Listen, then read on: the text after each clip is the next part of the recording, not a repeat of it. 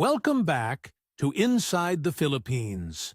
Today's story comes from a man named Bud Kessler, 54 years old, out of Grand Junction, Colorado. Bud spent 28 years working oil rigs across the American West, the kind of job that either breaks your body or teaches it not to complain. He thought that job had already given him the worst it had to offer. Then life found a different way to test him. What brought Bud to Palawan wasn't romance, at least not at first. It was something closer to survival. But the woman he met at a quiet resort restaurant would end up teaching him things about love, family, and obligation that no rig ever could. This one takes some turns. Here's his story, in his own words. I've spent most of my life around machines that fail predictably. That's the thing about rig work. Everything's got a failure point. Pressure gets too high. Metal gets tired. Something's gonna give. And if you're paying attention, you see it coming. 28 years I did that. Colorado, the Bakken up in North Dakota, a stretch out in West Texas that about cooked me alive in summer. 21 days on, 7 off, over and over. Half my life. I was good at it. Damn good, actually. Foreman by year 12. Body held up fine the whole time. That was the strange part. One broke fingers, I threw my back out twice, had a piece of chain whip across my shoulder once, and leave a scar I still got. But nothing serious. Nothing that took me down. I figured I was one of those guys who just doesn't break. Then I turned 51, and they made me do the mandatory physical, the one the company requires every few years, and some doctor with cold hands found something during a colonoscopy that had no business being there. Colon cancer. Stage 2, they said, which I guess is supposed to be good news. Caught it early. Didn't feel early. Felt like getting T-boned at an intersection you had the right of way through. 18 months.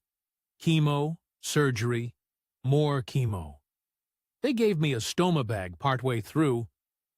I won't get into all the details. You probably don't want them, but let's just say it's not something you get used to easy. Even now, remission and all, I check the damn thing 3-4 times a day. Like a pressure gauge. Habit I can't shake. Here's the part one didn't see coming, though. Wasn't the cancer. It was my wife. 19 years married. Deb. Good woman, I thought. Stood by me through 2 rig accidents that scared the hell out of both of us. But somewhere in month 14 of treatment, when I was about as low as a man gets, bald, 40 pounds down, couldn't get off the couch some days, she sat me down and told me she was done. Her exact words, and I remember them clean as anything. I didn't sign up to be a nurse. 19 years, and that's the sentence I got.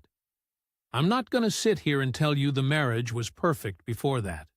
Wasn't. We drifted some, the way people do when the job keeps you gone 3 weeks a month for 2 decades. But I always figured whatever was wrong between us, we'd tough it out. That's what you do. That's what I was raised to do. Guess I was wrong about that too. So there I was, 52 years old, divorced, in remission, which everybody kept telling me to be grateful for. And I was, don't get me wrong. But grateful and functional aren't the same thing. I had a union pension that covered maybe $1,800 a month, little bit of savings on top of that. Hospital bills had chewed through more of it than I like to think about. And a house in Grand Junction that felt about 4 sizes too big and too quiet for one man. You work rigs for near 30 years. Your whole life runs on a schedule. Wake up, work, sleep, repeat. Then 7 days off where you don't know what to do with yourself, so you just wait to go back. And then one day there's no back to go to, no crew, no schedule, no wife, just a house and a recliner and daytime television, which, I'll tell you, is a special kind of hell for a man who's used to physical work. I tried to keep busy, did some woodworking in the garage, went fishing more than any reasonable person needs to fish, called my brother in Durango, more than he probably wanted me to. But mostly, I just sat there feeling like a rig with nothing to drill. All that capacity, nowhere to point it. I want to be honest with you here, because that's the whole point of me telling this story. I wasn't desperate exactly. I had a little money. I had my health back, more or less. But I was hollowed out in a way I didn't have good words for. 28 years of being useful, and suddenly nobody needed me for anything. Not the company, not my wife, not really even myself. That's about where things stood when my buddy Wade came into it. Wade and I worked 3 different rigs together over the years. Good man, bum knee from all the ladder climbing, finally got it replaced, and was laid up recovering around the same time I was floating around doing nothing. He started sending me these videos. Guys, American guys, mostly older, some of them looked rougher than me, living out on beaches in some place called Palawan, in the Philippines, showing off their little bungalows, telling you what everything cost. Rent, that was 1/3 of my mortgage. Guy frying fresh fish he bought that morning for what worked out to about $2. I watched maybe 40 of those videos over 2 weeks. Didn't tell anybody. Felt a little foolish about it, if I'm honest. 52 years old, sitting up at midnight watching strangers show off their beach houses like some kind of infomercial. But I kept coming back to the math. And the weather. My joints had never been the same after the treatment, and Colorado winters had started feeling like punishment. Never had before. Cancer does something to how you experience cold. I don't know if that's medical fact or just me, but it's real either way. I told myself I was doing research. That's the word I used, research. Like I was scoping out a well site instead of Googling cost of living Palawan, Philippines, at 1 in the morning with a bag of pretzels in my lap. I didn't examine it too hard beyond that. That was sort of my whole approach to it. If I'm being straight with you, every big decision I ever made in my life before that one, I made it the way you make a decision about a job. You look at the numbers, you look at the risk, you commit, and you don't sit around second-guessing once you're in. So that's what I did. Bought a one-way ticket. $24,000 to my name, more or less. Packed 1 suitcase. And told my brother I was going to try living somewhere warm for a while. He asked me if I knew anybody over there. I told him no. Told him I didn't need to know anybody. I just needed somewhere that didn't feel like the inside of my own head all day. Turned out that wasn't exactly true, but I didn't know that yet. All I knew, stepping off that plane into Puerto Princesa, with the heat hitting me like a wall, and my stoma bag checked out of habit before I even cleared customs, was that for the first time in about 2 years, I felt something close to forward motion. Didn't know yet what I was about to walk into. Wish I could tell you I did. But that's not how it works, is it? You just walk forward, and you find out later what you walked into. Wade Petrovich and I worked 3 different rigs together over about 15 years. Good man. Steadier than most, which in this business is saying something. He'd finally caved and gotten that knee replaced after putting it off 2 years too long. And he was laid up in a recliner in Rifle, with nothing to do but scroll his phone, same as I was in Grand Junction, with nothing to do but sit in mine. He started texting me videos. Didn't say much, just links. Watch this one. That kind of thing.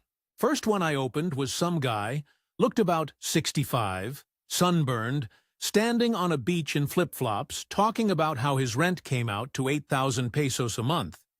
I didn't know what a peso was worth right then, had to look it up. Turned out, that was something like $140. I sat there doing the math on my phone calculator like an idiot, comparing it to my mortgage back home, which at the time was running me $1,100 a month and climbing because the county kept reassessing the property. I want to be honest with you. I watched probably 40 of those videos over about 2 weeks. Didn't tell my brother. Didn't tell anybody. There's something a little embarrassing about being 52 years old, sitting alone in a recliner at midnight, watching strangers show off their tropical bungalows like it's a lifestyle catalog. But I kept watching anyway. What got me wasn't the beaches, honestly. It was the weather. Ever since the treatment, my joints had gone to hell in a way they never had before, even after 28 years of manual labor. Doctor called it a side effect of the chemo, said some people get lasting nerve and joint issues. Colorado winters had started feeling like a punishment I hadn't earned. And here were all these guys talking about 82 degrees, year-round, no ice, no black ice on the roads, no shoveling. So I did what I always did with anything big. I ran the numbers. I made a spreadsheet. I'm not ashamed of that. 30 years of tracking equipment maintenance schedules does something to a man's brain. And I approach big decisions the way I'd approach scoping out a new well pad. You look at the site conditions, you look at the risk, you look at what it's going to cost you to get set up, and then you commit or you don't. I had columns for rent, food, health care, visa costs. I looked into something called the SRRV, the retiree visa, figured out I didn't quite qualify the easy way since I wasn't 60 yet. So I'd be running on tourist visa extensions for a while, which meant paperwork every so often, but nothing I couldn't handle. Took me about 3 weeks of research before I let myself commit. Told my brother Dale, different Dale, not the one from later in this story, small world, lot of Dales out there, that I was thinking about spending some time somewhere warm. He asked me if I knew anybody over there. I told him no. Told him I didn't need to know anybody. I just needed somewhere that didn't feel like the inside of my own skull all day. Bought a one-way ticket to Puerto Princesa, Palawan. $24,000 to my name at that point, give or take, most of it sitting in savings, plus my pension coming in around $1,800 a month from the union on top of my Social Security, which worked out to about $2,600 total. Not rich by any stretch, but enough, if I was careful, to live somewhere the dollar stretched. Packed one suitcase, checked my stoma supplies twice before I left the house, and then checked them again, standing in line at customs in Manila before my connecting flight, out of pure habit. Guy in line behind me probably thought I had a nervous condition. I sort of did, just not the kind he was thinking. Landed in Puerto Princesa, and the heat hit me like opening an oven door. Never felt humidity like that in my life. Colorado's dry, you know, even in summer it's a dry heat. This was different. This was air you could wear. First couple weeks were rough.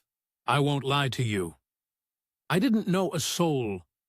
Rented a little bungalow through an agent, modest place, tin roof, ceiling fan that rattled all night. About 12,000 pesos a month, which is roughly $215. Neighbors had a rooster that went off around 4 every morning like clockwork. And there was a videoke machine somewhere down the road that got cranked up most weekends. Usually some fella butchering a Bee Gees song at 11 at night. Took me a while to stop being annoyed by it. Eventually, I sort of grew fond of it, if I'm honest. Made the place feel lived in. I stayed away from Angeles City, stayed away from anything that looked like the bar scene the videos warned me about. I'd done my research, like I said, and there was no shortage of forums and Facebook groups full of guys telling horror stories. Women who cleaned out their bank accounts, girls who turned out to already have a husband somewhere, entire families that treated some 60-year-old Australian like an ATM machine. I read enough of that to make me cautious. I wasn't naive walking in. I want that clear. I wasn't some lonely fool who'd never heard a warning. I told myself I was different because I was paying attention. Funny thing to think, looking back. Everybody thinks that. There was a resort about a 10-minute tricycle ride from my bungalow. Nothing fancy. Mid-range place that catered mostly to local tourists and the odd backpacker passing through on their way to El Nido. They had a little open-air restaurant right on the water, and I started eating dinner there most nights. Partly because the food was decent. They did a sinigang na baboy that reminded me a little of a good pot roast back home, sour and rich at the same time, and partly because I didn't much feel like cooking for one in a kitchen the size of a closet. I'd go most evenings around 6, order a San Miguel and whatever the catch of the day was, and just sit there watching the water go from blue to gray to black. Wasn't lonely exactly. Or maybe it was, and I just didn't have the word for it yet. 28 years of being surrounded by a crew, and now it was just me and a beer and some strangers a few tables over. I noticed the woman running the front of house before I ever spoke a word to her. Hard not to. She moved through that restaurant like she was running a rig crew. Quick, no wasted motion, snapping something in Tagalog at a busboy 1 second, and then switching clean into English to greet a table of tourists the next. Not a beat lost between the two. I remember thinking, that woman does not miss anything. Took me the better part of 2 weeks eating there before I ever said more than salamat to her. But I'd already started looking forward to seeing her walk past my table before I'd admit that to myself. Her name was Charlene, but everybody called her Chuche, and it took me about 3 weeks of showing up at that restaurant before I actually learned that. I'd been calling her ma'am like an idiot, which apparently amused the busboys to no end. What started it wasn't romantic, wasn't smooth. My bank's debit card kept getting flagged every time I used it there. Some fraud algorithm back in the States that didn't like charges coming out of Palawan. And one night, it declined right in front of everybody. I stood there fumbling, embarrassed, telling the cashier I had the money. It was just the card acting up. Chuche came over, sorted it out calm as anything, told the kid at the register to just run me a tab, said I looked like the kind of man who paid what he owed. I don't know why that hit me the way it did. Maybe because, for about 2 years straight, doctors and insurance companies and my own wife had all treated me like a liability. Here's this woman I barely knew, vouching for me on 140 peso beer. A few weeks after that, my ostomy supplies got messed up somehow. I still don't fully understand it. Something with the shipping company routing my package to Manila instead of Puerto Princesa. And I was down to my last 2 pouches, with no idea when more would show up. I mentioned it to her one night, more to myself than to her really, just muttering about it while I ate. She didn't make a big thing of it, just asked what brand, said her cousin worked at a mercury drug in town, and if they didn't carry it, she'd find out where did. Turned out they carried something close enough to work in a pinch. Wasn't a huge deal in the scheme of things. But I remember sitting there thinking, this woman just quietly solved a problem for me that I hadn't even asked her to solve. That's a rig foreman's kind of competence. I recognized it because I used to have it myself before the cancer took the wheel away from me for a while. We started talking more after that. Not dating exactly, not yet. She'd sit for 10 minutes during a lull and ask me questions, real questions, not the small talk you get from waitstaff being polite. Asked about my work. Asked why a man would leave a whole career and a house behind to sit alone eating dinner in Palawan every night. I told her some of it. Not all of it. Didn't mention Deb right away. Did mention the cancer eventually, because she noticed I always went to the men's room right after eating, and I figured she deserved the truth, instead of wondering if something was wrong with the food. She didn't flinch, didn't get that look people get, that pity look I'd gotten plenty of back home. Just nodded and said something like, "Everybody's carrying something. You can't tell from the outside." Practical about it. I liked that. I'd had about all the sympathy I could stomach from Deb and the extended family and the hospital chaplain. All of them handling me like a piece of equipment that might go off. Here's the thing that I want you to understand, because it matters for everything that comes after.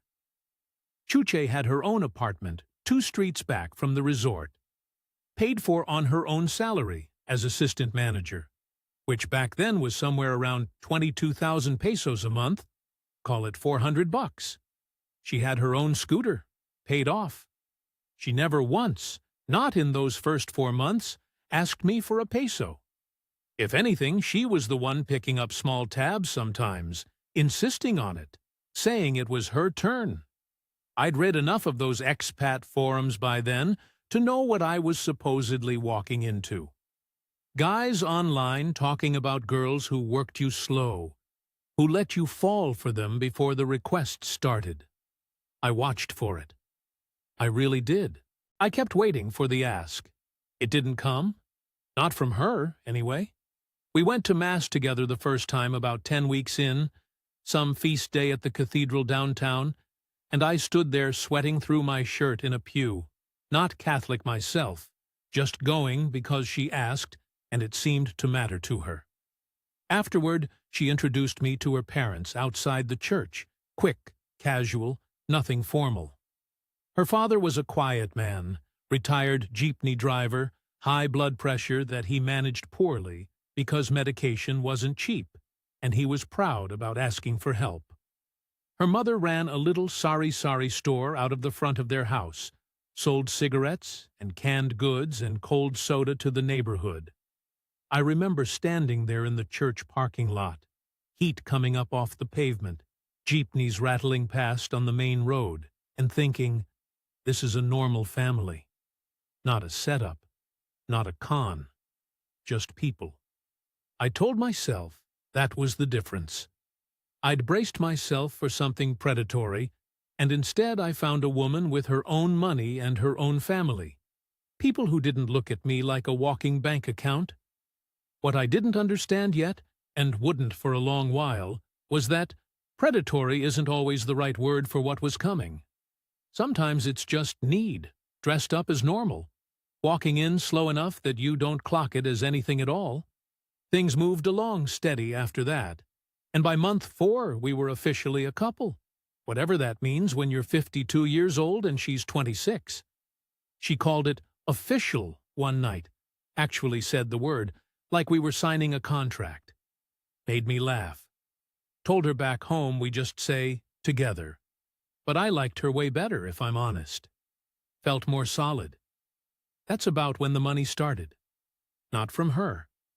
I want to be clear about that part because it matters. It came from her father. Her dad, Mang Ronnie, had high blood pressure bad enough that he'd had 1 small stroke already. The kind that leaves you talking a little slower, but otherwise okay. His medication ran about 15,000 pesos a month, which is somewhere around $260, and he'd been skipping doses to stretch the supply because the family budget didn't have room for it every single month. Chuche mentioned it once, not asking for anything, just mentioning it the way you'd mention the weather. I offered to cover 1 month. She said no twice before she let me. $260. I didn't think twice about it. Man needs his blood pressure medicine. I've got it. Done. Felt good, actually. Felt like doing something useful with money that had just been sitting in a Colorado bank account, depreciating against inflation anyway. Then, maybe 6 weeks after that, her nephew Miguel, her older sister's boy, about 9 years old, ended up in the hospital with appendicitis that turned into something worse, some complication I never fully understood the medical details of. The bill came to 80,000 pesos, right around $1,400. And here's the thing. Nobody asked me directly. Chuche came to dinner that night looking like she hadn't slept, and I asked what was wrong, and she told me, and I just said, "How much?" before she'd even gotten to that part of the story. I want to sit with that for a second, because I think about it a lot. 9 years old, kid in a hospital bed, in a country where you pay up front, or they don't treat you the way they would back home. I'd had my own hospital bills 2 years before that, thousands of dollars of them, and every one of those bills had this cold, bureaucratic feel to it, like nobody involved actually cared if I lived. This felt different. This felt like being useful to somebody instead of a claim number. $1,400. Wired it through GCash within the hour. By month 8, things had shifted in a way I didn't clock as a shift while it was happening. It just felt like a natural next step. Chuche's 22,000 pesos a month from the resort, that $400 I mentioned before, it wasn't just covering her anymore. Turned out her salary had quietly become the main thing keeping her parents, her sister's family, and an aunt who'd lost her husband all afloat. 6 people, more or less, running off one assistant manager's wage. I offered to help with what I started calling a household contribution. 25,000 pesos a month, about $440. Told myself it was reasonable, given what I was saving on rent and food compared to back home, and it was, on paper. My pension and Social Security together were bringing in around $2,600 a month. Losing $440 of that still left me comfortable, or so the spreadsheet said. There was a cousin who came around one Sunday, older guy, maybe 40, drove up on a nice enough motorbike for somebody who supposedly didn't have steady work. Something in the way he looked at me over lunch stuck with me. Not hostile, just assessing. Like he was doing his own version of my spreadsheet, running his own numbers on the American sitting at his aunt's table. I noticed it. I'm not going to pretend I didn't notice it. But Chuche was right there next to me, laughing at something her mother said, completely unbothered. And I told myself, that's just family. That's just how a big family works. Everybody's got that one cousin who shows up when there's a foreigner around. I did the math that week, actual math, sat down with my little notebook the way I used to log equipment hours. $24,000 I'd landed with, minus rent, minus the medication, minus the hospital bill, minus 2 months of the household contribution. Came out to right around 17,000 left. 17,000? Still real money. Still, if I squinted, an investment in something. That's the word I kept using in my head. Investment. Like this was a well I was drilling and the payoff just hadn't come in yet.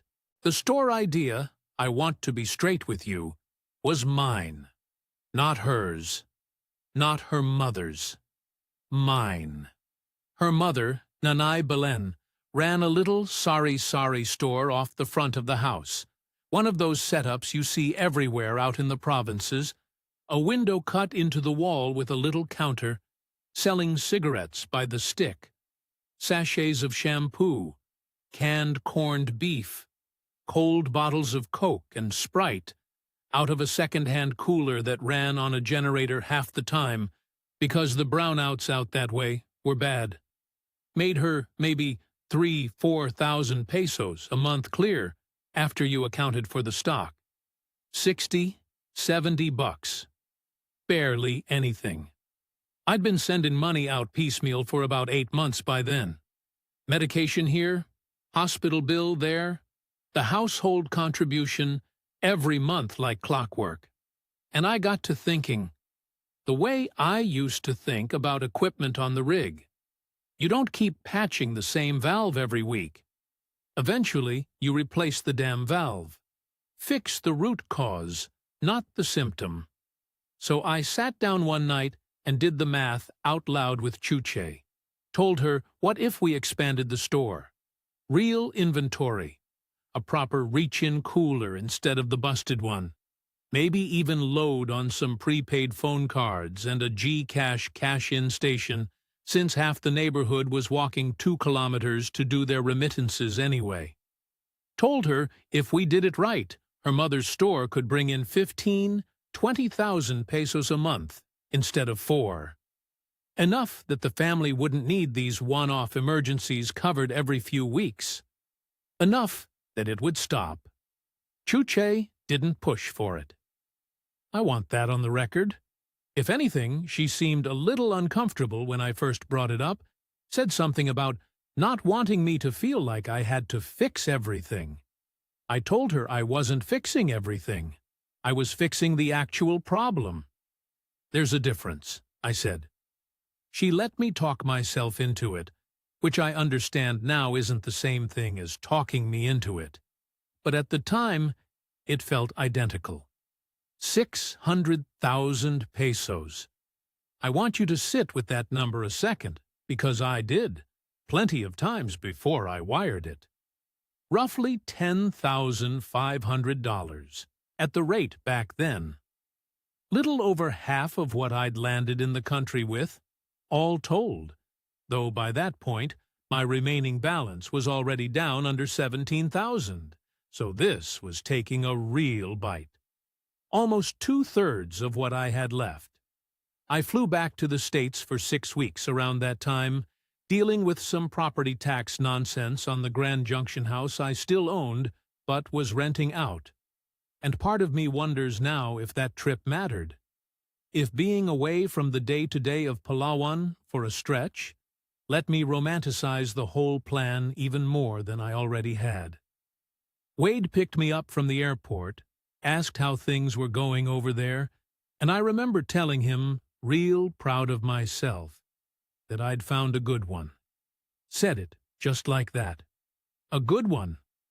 Like she was a used truck that had passed inspection.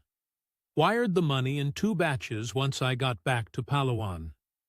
Watched the store go up over about 6 weeks. New shelving, a proper cooler, fresh paint, a little awning with the family name painted on it, Bellen's Store, in blue letters. I went by most days during construction, stood there in the heat sweating through my shirt, same as I used to sweat through coveralls, feeling useful in a way I hadn't felt since before the diagnosis.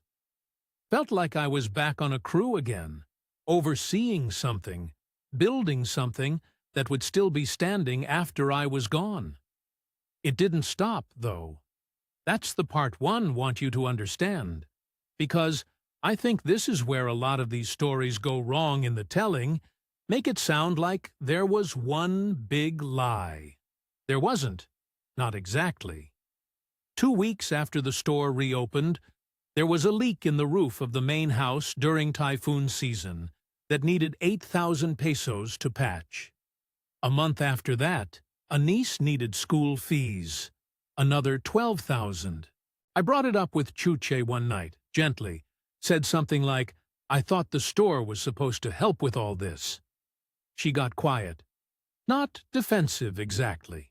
Just quiet in a way she hadn't been before, like she was choosing her words more careful than usual, and said something about how these things just happen sometimes. And I let it go because pushing felt cruel. Around then, I met a Canadian fella at the resort bar. Older guy, been in Palawan a good while, name of Dale. Different Dale. Started chatting, and when Chuche's name came up in passing, he got this look on his face. Didn't say anything right then, just got quiet himself. The way you do when you know something, and you're deciding whether it's your business to say it. I noticed that. I did notice it. But I had a beer in my hand, and a store with my girlfriend's family name painted on it, and I told myself it was nothing. Sat down that night and did the math on a napkin, actual paper napkin, the way I used to log hours on a rig sheet. 24,000 I'd started with, under 9,000 left, And for the first time since landing in Puerto Princesa, that number didn't feel like an investment anymore. It just felt like a number, going in one direction, with nothing on the other end of the line pulling it back. Dale and I got to be regulars at the same corner of that bar, and about 3 weeks after that first uncomfortable pause when Chuche's name came up, he asked me straight out one night, had I noticed anything strange going on with the family? I said, "Strange how?" He got that look again, the deciding whether it's my business look, and then he just went ahead and said it.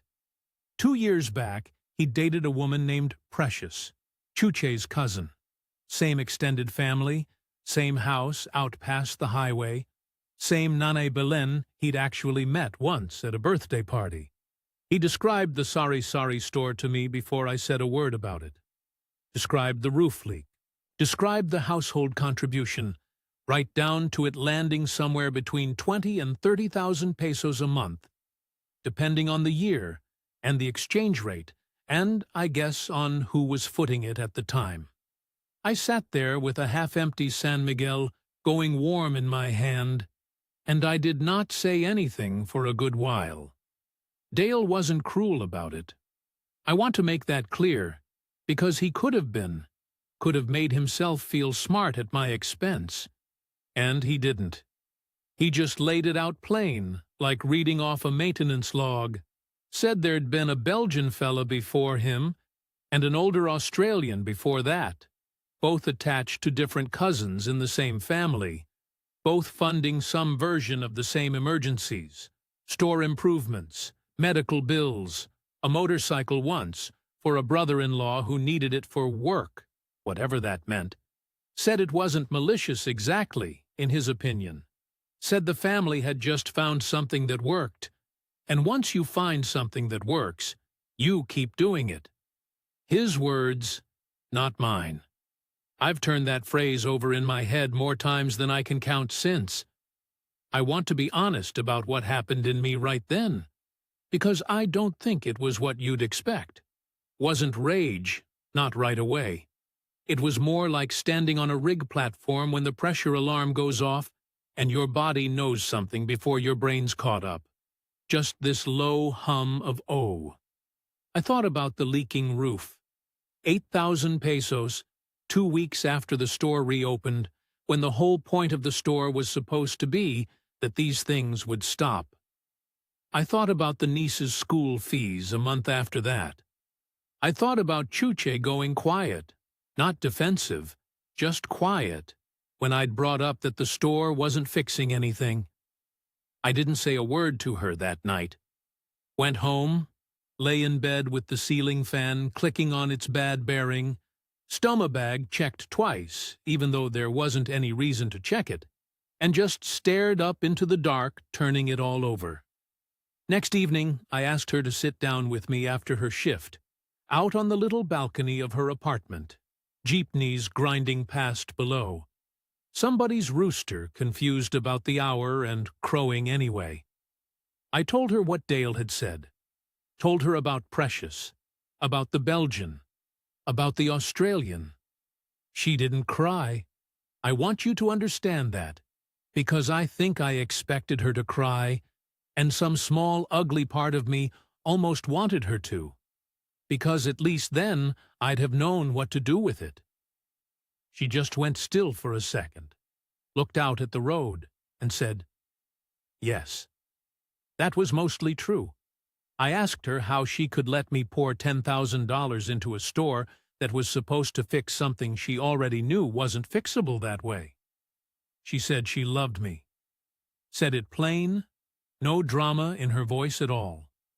Said both things were true at the same time, that she loved me and that her family needed help, and that those two facts didn't cancel each other out just because I wished they would. Said in her world, you don't get to pick just one obligation and let the others starve. Said maybe in my world you did, and maybe that was a better way to live. She wasn't going to argue with me about it. But it wasn't her world. I sat with that answer a long time before I said anything else. Honestly, It landed harder than if she'd just lied to my face and denied the whole thing. A lie I could have worked with. Could have been angry at a lie. This was worse, because there wasn't really anything to argue against. She wasn't confessing. She was just telling me how things were. We didn't fight, not the way you'd picture a fight. No shouting, no dishes thrown. Just two people sitting on a balcony while the evening traffic went by. Both of us quiet. Both of us knowing something had shifted that wasn't going to shift back. I walked back to my bungalow alone that night, past the same sorry store I used to pass on my way to the resort. Lights off, metal shutter down for the evening. Did the math again? Same napkin math I'd been doing for months. $24,000 landed with. A little over $12,000 gone, all told. Once you added it up honest, instead of one small reasonable number at a time.